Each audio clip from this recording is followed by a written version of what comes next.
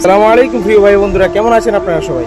আচ্ছা ভাই, আমার একটা জিনিস কোনোভাবে মাথায় আসে না। নির্বাচনের আগে কোথাও যদি কেউ জরিপ করতো 80 থেকে 90% লোকই হচ্ছে জামায়াতের সমর্থক, বাদ বাকিগুলো হচ্ছে অন্যান্যরা। এরপর আমাদের দেশে অনেক ভাইয়েরা আছে যারা হেঁটে হেঁটে মানুষকে জিজ্ঞেস করে জরিপ করতো যে কে কিসে ভোট দিব, সেখানেও দেখা যেত 80 থেকে 90% লোকই জামায়াতের সমর্থক। কিন্তু এখন ভোট হয়ে যাওয়ার পর দেখা যাচ্ছে 60 থেকে 70টা আসন মাত্র জামায়াত পেয়েছে। তো আমার কথা হচ্ছে এইটা, জনগণ কি তাহলে জামায়াতের সাথে বেইমানি করলো?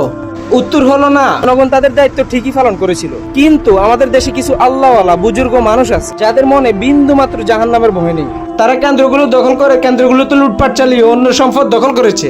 তো ভাই, যারা এই জঘন্য কাজগুলো করেছেন তাদেরকে বলি বেঁচে থাকতে তওবা করে নেন আল্লাহর কাছে, কারণ আল্লাহ বলেছেন যারা অন্য সম্পদ ছিনিয়ে নেয় আল্লাহ তাদেরকে জাহান্নামের এমন এক অতল গভীরে নিক্ষেপ করবেন যেখানে আর অন্য কাউকে ফালানো হবে না। আর হ্যাঁ বন্ধুরা, আপনাদের কাছে কি মনে হয়? আপনার মূল্যবান মতামত কমেন্ট বক্সে জানান।